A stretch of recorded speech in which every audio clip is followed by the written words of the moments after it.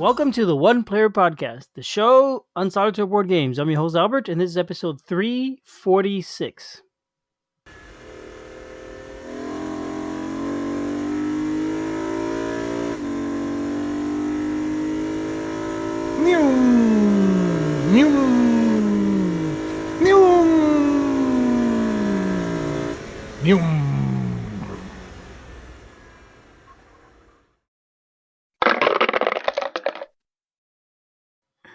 Hey Julius, how are you doing?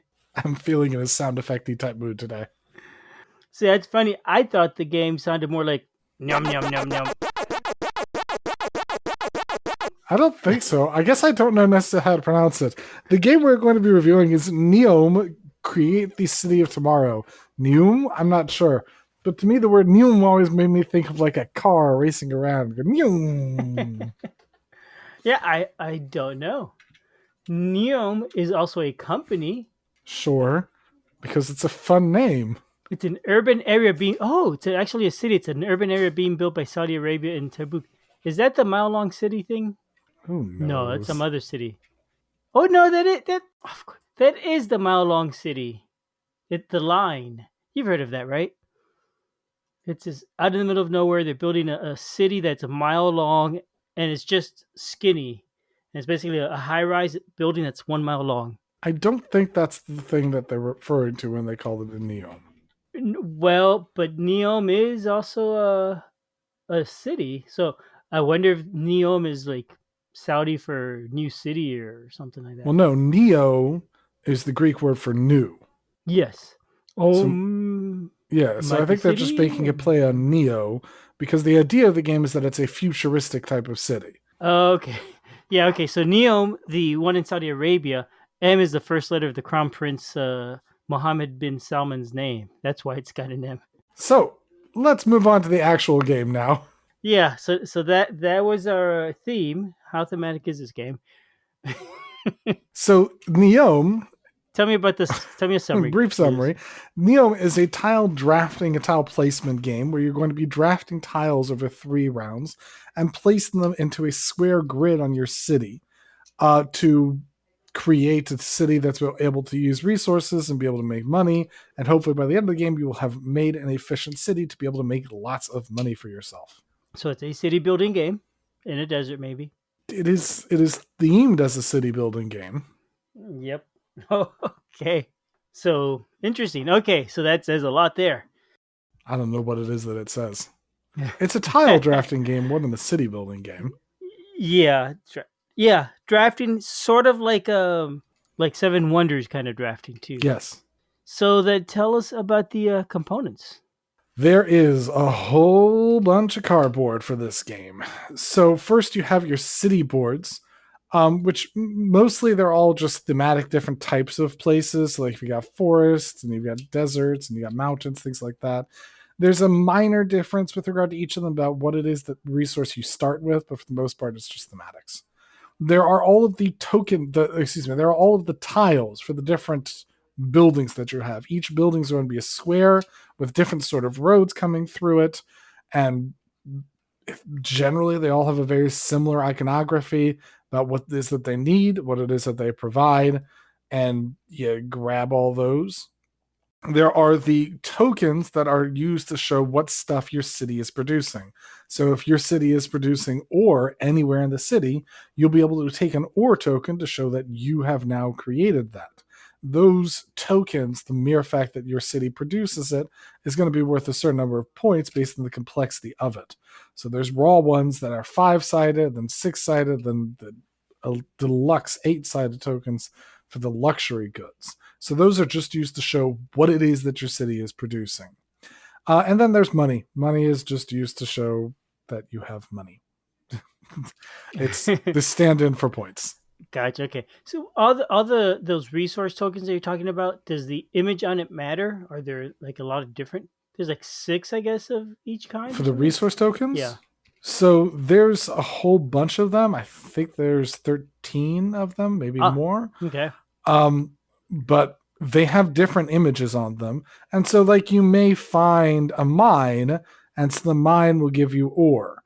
And then in order to be able to make steel, you'll have to find a building that converts that needs ore, so you can only play it if you've got ore, and then you'll be able to create steel from that. So once you've got that building down, you'll take the steel process going to be able to do that. And then Okay. there's the deluxe one, like electronics, that Mm-hmm. take, I don't remember what electronics needs right Stuff. now, but it takes there's a list of what everything needs in the reference sheet. So like electronics takes three other things, and as long as you have those, you can play the appropriate tile and be able to make that and take that one. And then the deluxe ones are worth even more points at the end of the game. Gotcha. Okay. And so this game is mostly tiles, but also a lot of little counters. It's mostly tiles. The majority of it is for tiles. The counters are just used to track what your city has done. You could Yeah. play without it, I guess, but it's very useful to not have to just remember that, to just have a token that is used for showing what it is that you have access to. Gotcha. Okay. The components they're attractive enough, but they don't. I don't think they really stand out too much. I would agree with that. The city tiles either. I mean they're not ugly. They're just not exciting to me.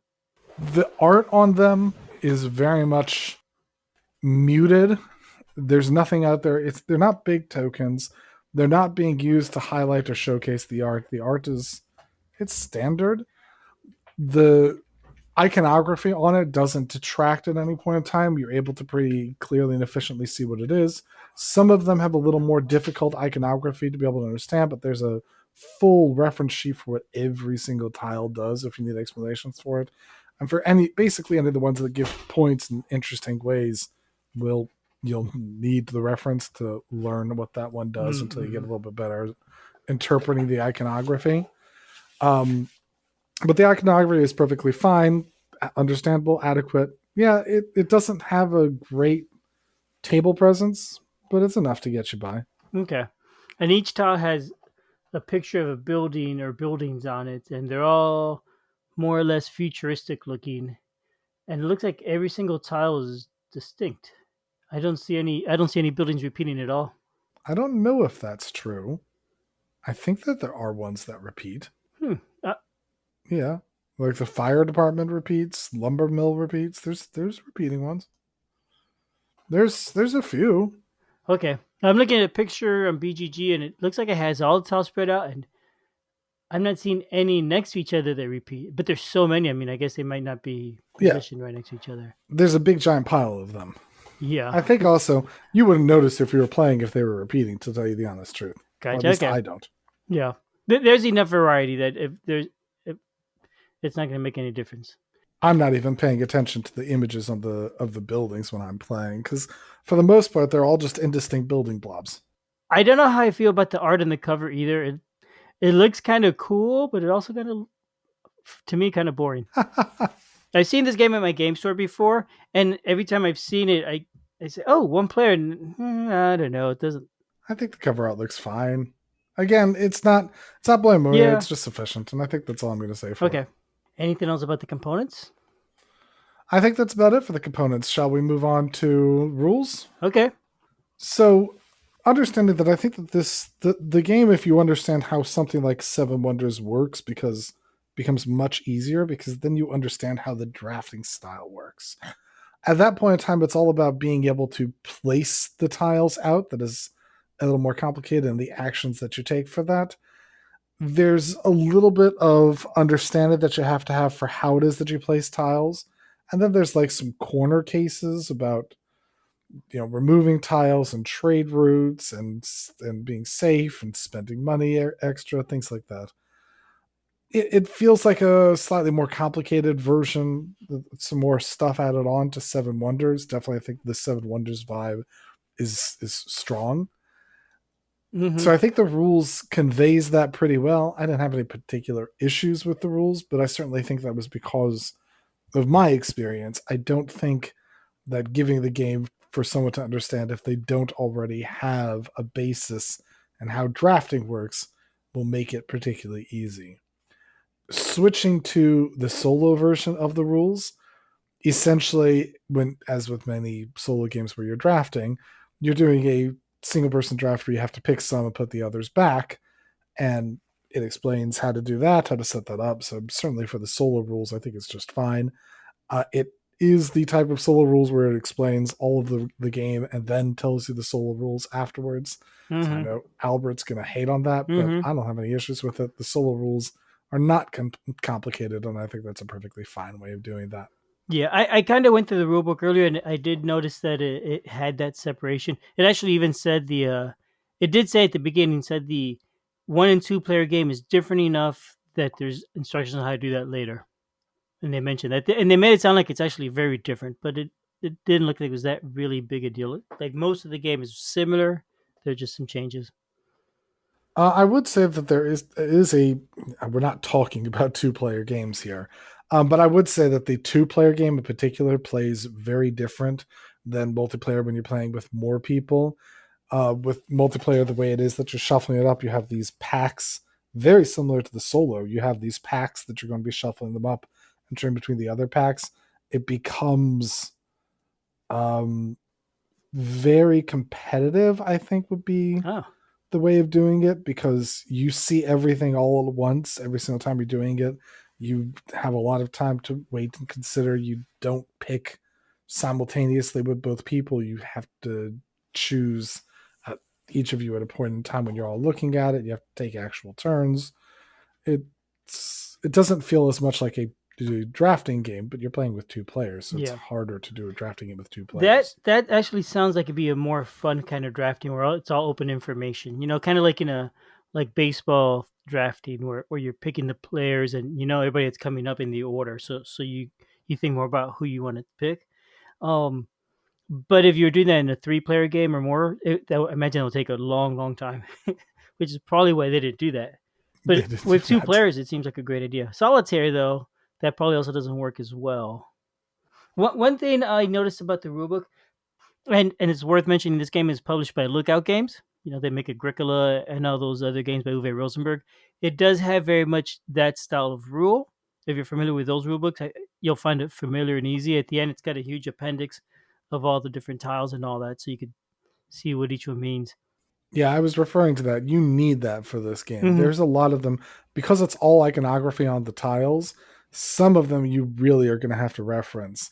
Some of them are very difficult, and I haven't really got into it. Everyone, when they're doing setup, gets cornerstone tiles. Cornerstone tiles are going to be even specialer tiles that will have some really unique effects, and they can really develop out what it is that your city has.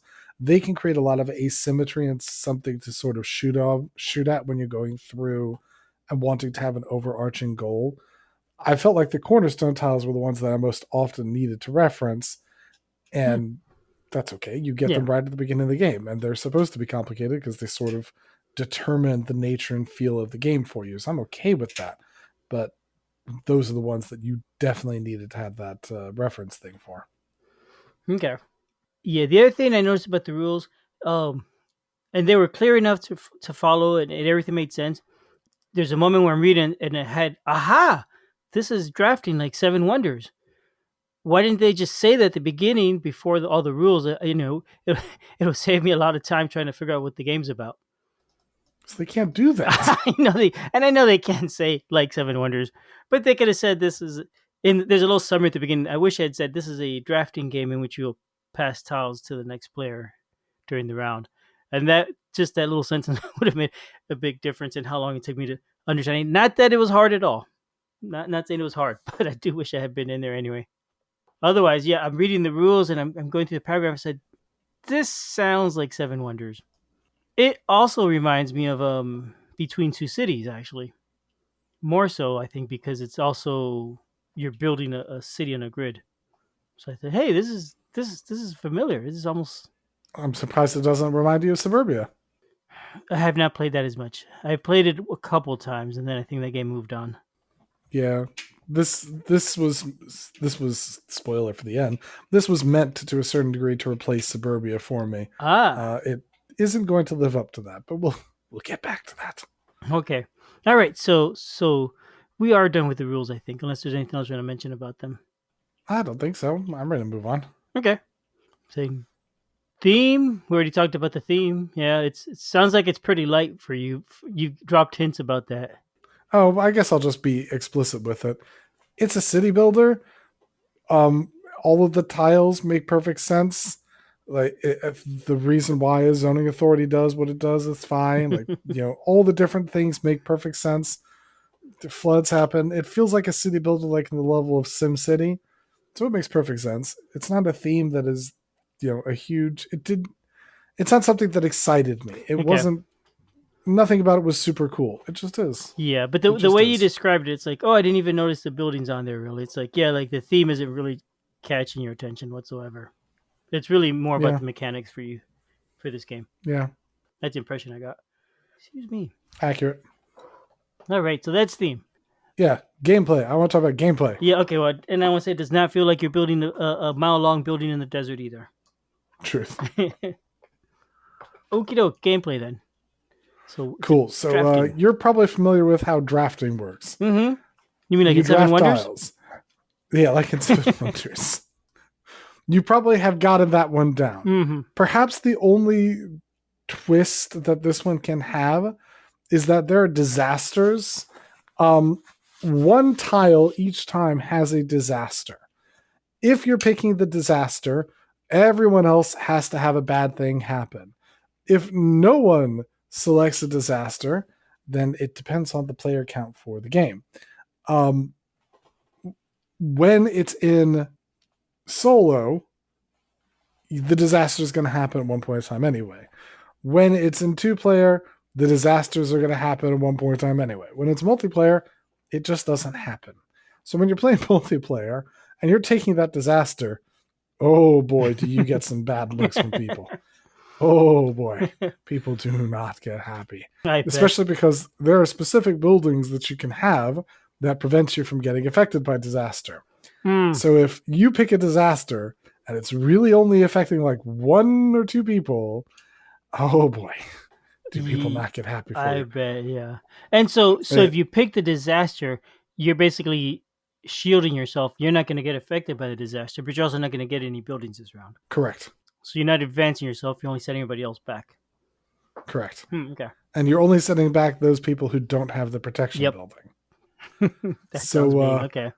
I so wish those disasters didn't exist because I will say when I take those and certain people who are related to me get angry at me and glare at me, I'm like, I will put back the disaster. Like, why are they there? Suburbia does not have disasters that happen like that. There's disasters that happen for everyone, just sort of willy-nilly. Man, having this game thrown in to have attacky type stuff instead of just sort of multiplayer solitaire. Yeah. But anyway, can you just play without them? Would that work, or would that work? You'd have to also remove all the buildings that prevent it. Okay. I don't know how much that would. It's theoretically supposed to. I don't know. I think you're supposed to have a little bit of balance for it. I think what would be better is just that the disasters sort of just happen and everyone has to deal with it. And you can choose to protect yourself from it. You can choose to pay a certain way or you can choose to sacrifice it. I'm fine with disasters existing. I'm less fine with me causing a disaster on another person's board. If the whole game is about me doing disasters on other people's boards, that's fine. But there's only 3 in the whole game. Oh, okay. And that's one per round. And I especially if I've done the first one, I'm like, none of the other tiles are particularly in a draw. I'm not super excited about any of the other ones. I could just sell one for resources, which is similar to Seven Wonders. If you don't want a tile, you could just sell one for resources. So I could just sell one for resources, or I could take the disaster, and then nobody else will disaster me. Mm-hmm. So I guess I'll do that like a second time in the game. And that's not going to win any friends. Yeah. Yee. Gross. Yeah, that does. Yeah, I could see where you could be stuck in a situation where, I mean, this is the best choice for me, but it's also the worst choice for me because I will be hated. Yeah. Yeah, Okay, I but don't. that does, I thought I found that annoying. yeah, doesn't apply Go ahead. solo so much, though, right? Because you said they're gonna happen regardless, and they're gonna Yes, happen in on solo you. and in two player they happen regardless, and they happen on you, and that's just a thing. And you could prevent it if you take it early enough. But in general, that just doesn't happen, and often like it's not a good plan to do. I think it's usually better to spend your time protecting it rather than planning on it. But it is what it is. It generally just comes up. So moving on past the disasters, Okay. the rest of it all feels nice. One thing that I know, and I'm going to be comparing this a lot to Suburbia. In Suburbia, there's a lot of things that will happen. Like you'll have buildings that want to have schools or airports or want to have restaurants or want to have, new cars, whatever it is. There's all these sorts of tracks and things that happen. This one, the streamlined ability of, do I have the requirement? Well, let me check this easy set of tokens that I have. Yes or no. I've got it Mm-hmm. or I don't. The fact that everything just sort of devolves into just those resources and then all the special one-timey type things, but devolving a bunch of stuff into resources and into money and streamlining all of that, that feels very good. I very much like all of those, the simplicity of all the things that are happening feels much nicer to me. It's very much streamlined and very much good. The simplicity doesn't detract from the complexity of the decisions. There's still a bunch of resources. There's still a bunch of strategies. In fact, I'll come back to the strategies. There's still a bunch of things you can do. But having everything be easily trackable, easy to hold all of that in your mind, easy to keep track of which things are just giving resources, which things are special and do some sort of random things. All of that feels a lot better to keep track of and a lot better to grow your city. The connections between all of those, and this one also has roads, which also just adds more nice stuff. Mm-hmm. I think that adds extra decision making points without having to detract from all the space, because when you have the roads, it's easy to see all the roads. It is so much easier to keep track of your stuff and keep track of how it is that you're doing stuff than it feels to me with other city builder games. So I very much appreciate and I like that aspect of placing all of those different decks and all of those different tiles out. And I bet you that also is a bigger benefit in the multiplayer game where you could see the other boards more easily and clearly. Because a lot of times in a multiplayer game, you can't read across the table. I can't read across the table. I don't think I can. Oh, okay, so it doesn't help in I that scenario either. Yeah, it doesn't really help. Hmm. Another thing that happens in the multiplayer game is that you can buy goods from other players by spending money on it. Mm-hmm. I'm not thinking about who's got what or where can I transport from. If I need it, I need it. If I don't, I don't. And I just have to deal with the costs and what it is. Looking across, even seeing something that are, I guess, for goods, it's easier to see. But like trying to plan who's going for this luxury good and things like that, Okay. it's difficult to Okay. do. But that's just true because my vision's not great. Yeah, that's always hard. People that can do that always have an edge on me. Yes. I will say another thing. So I mentioned about strategies. The rulebook lists a couple tips.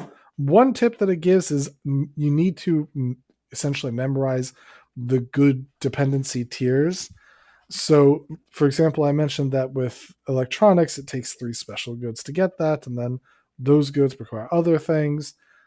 If you're trying to get a luxury good, you want to start prepping way early at the start of the game. So essentially, at the start of the game, you want to start thinking about how you want the next 2 rounds, almost basically the entire rest of the game, to go by. The strategy guide says there's like 3 or 4 different ways to earn points. You can get a bunch of residential tiles and tie that in. You can have a bunch of industrial tiles and get all the goods, or you can get a whole lot of money. And you have to start planning your game in advance. So at the start of the game, you have to have a plan and you have to execute on that plan.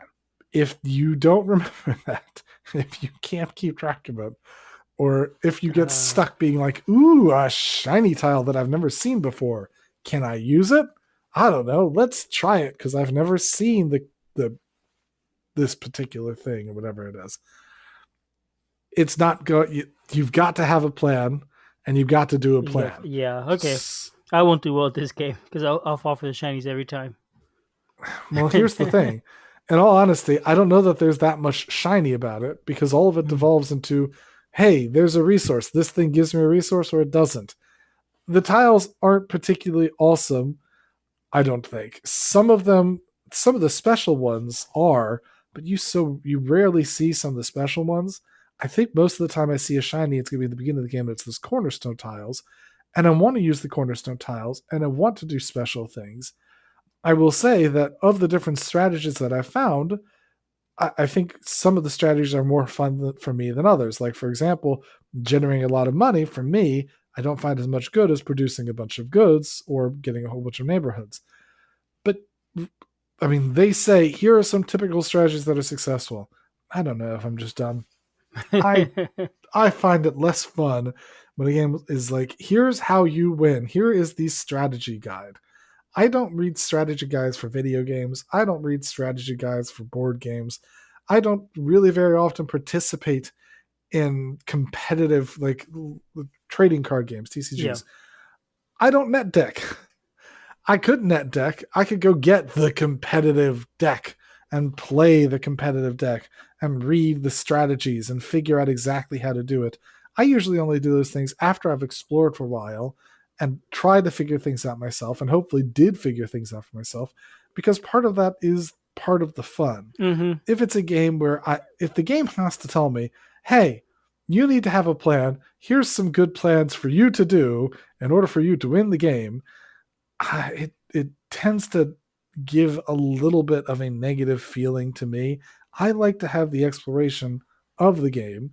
If the game doesn't support me in doing that exploration and tells me, hey, you need to figure this strategy out in order to be able to be successful, I wish there was a better discoverability of that. Especially because when I play with new players, I have to tell them, here's the 3 general strategies. Pick one before you've played the game. Mm-hmm. They're like, no. Will the corner cards that you have, cornerstones, will they affect the strategy you choose or not really? Depends on which cornerstone it is that you get and how it is that you want to tie it in. So, like some of them, yeah, like some of them are really good. For example, I'll look through some of the cornerstones. There's a cornerstone for prison. So, prison is a cornerstone that wants you to have, that wants you to go the route of having a bunch of residences. There's the postal service. The postal service is another one that helps you with goods. So, you want to do goods when you're doing that one. Some of them just want to tie into getting a bunch of points for how you lay out your city. So the metro station is another one where you want to lay out your city to have stuff in each of the 4 corners of your city. So you have to diversify a little bit to be able to do that. Yep. So yes, Okay. some it does, some it's more neutral. When you play, so I see in the rulebook it says there's 30 cornerstones. Are you getting one in each corner of your board? Is it 4 of them per player? So cornerstone does not mean corner as in the corner of your board. Mm. The cornerstone tiles, cornerstone as in the foundation of your board. Ah, okay. You'll hold on to them, and then if you want, you can play them at a later point in time. They're essentially just Hidden point cards or standby. something. Yeah. Yeah, hidden cards it is that you can. Well, they're not even hidden because really you're going to be holding on to them. But you're hiding it from the other players, kind of. Or does everybody know what you have? I think everyone knows what you. Okay. I think everyone knows what you And have. how many do you have in your hand? Or how many do you have in the game? You have 3. 3. Okay. Okay. You'll be picking 3, and you'll be able to play those over the course of the game by essentially pitching a regular tile to place a cornerstone tile. And yeah, so it's just they're more unique-ish type tiles. Gotcha. And so if you're playing solo and you only have 3 each game out of 30, so it's gonna take you a good 10 games to see them all at least. Well, they're randomized, so I suppose you could pick that way. But even then, I mean, if you're getting 3 each game, it's gonna take you at least 10 games to see them all. That's true. I also don't think I play. I don't think I play my cornerstone tile every game because Mm. there's sometimes a cornerstone tile just simply didn't support Yep. what it is that came out. You're only Right. allowed to play one cornerstone tile per round. And so if you held on to one to see if maybe you got resonances and you didn't get resonances in any of the packs, it just didn't come up well, then you wouldn't take that cornerstone tile and you would just not play it over the course of the game. Well, the game has a couple also niche rules about stuff that you can have. It's not present, and if you don't remind players of it, you're not going to remember it. For example, about power or about Ghost Town, that you need to have at least a certain number of resonances, and that if you don't have power, then you have to lose points because of that. So there's a couple niche things that I wish were present and written down, but I'm okay with it because again, they help require you to diversify and make some better decisions and be more intelligent with what you're doing. So I think that I'm okay with those. For the most part, I think that the game is a really good drafting mashup with city building type game. I think that it does the drafting very well. I think that there's good decision points in the drafting, both solo and multiplayer. I think that the city building is dynamic. I think that it's easy to play, easy to understand what you have, where you should be placing things like that. I think probably the biggest issue for me is just that you decide your whole game at the very beginning of the game, Mm-hmm. Yeah. and then it's hopeful that you get it. You get some push and some leeway as you're going through it. But for the most part, for me, when I felt I was most successful because I got to do what it is that I wanted to do at the beginning of the game. I liked a little bit more dynamicness in my games, and I think that's just something that you have to figure out for yourself how dynamic you really feel like you want, because there's a lot of other stuff in the game that is really admirable. Is it enough to dethrone Suburbia for me? I don't think it is, Hmm. which is unfortunate. But I still think that I would recommend it. I still do think that it's a good city builder.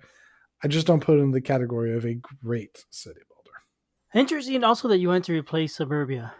Interesting that I what? That you want to replace Suburbia, that you're looking to find something to replace it.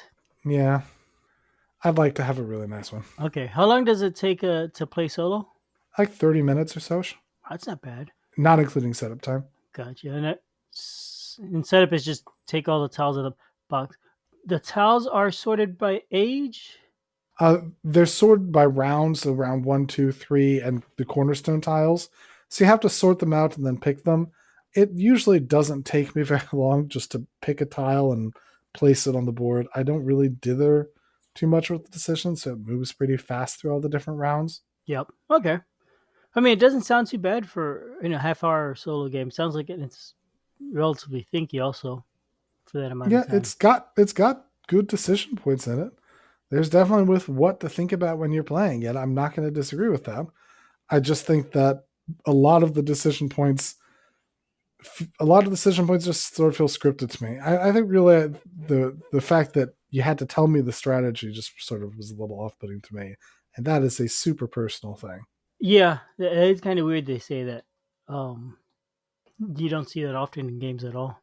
That's weird. Yeah, I was just playing another one recently. I think it was Weirdwood Manor, where they put it out and they put out a strategy guide for the game. I'm like, I'm going to put this away. I'm not going to read your strategy guide. Yeah, I know a few games. I was thinking about Space Hulk Death Angel. That one was really Yeah, hard, and there's a strategy guide for that apparently on BGG that you could read and get strategies on how to win that more consistently. And it's, and I think sometimes with strategy guides, once I've had a bunch of time to be able to get involved and figure stuff out myself, at that point in time, sort of when I feel like I can step into the ring and have my own opinions and theories and logic, and then I'm either confirming them or challenging them, then at that point in time, I'm okay seeing a strategy guide because I've got my own skin in the game. I've got something I can, at least in an internal dispute, I've got something I can contribute. But if it's a matter of I read it just sort of given to me, just, yeah, I don't enjoy that. yeah, no, the problem I have with it is that once you read it, you can't unread it, and it's gonna spoil some of that the fun of that exploration of figuring out the game. Yeah, yeah, Right? absolutely. It's shortcuts that piece, which I guess some people may not enjoy that as much. So yeah, in that case, yeah, you want to cut it out. But for me, that is something I'd rather. figure out on my own, even if it's painfully slow. And my son is beating me every time we play a game because he figured it out first. Not that ever Absolutely. happens. No, I'm with you. Turn in next week and we'll find out. I'm with you on that. I feel the same way. All right. So having said that, I think the city's been about built. Yep. Let's turn off the lights and just call it a day. On out of here. All right. Bye, everyone. Have a good night.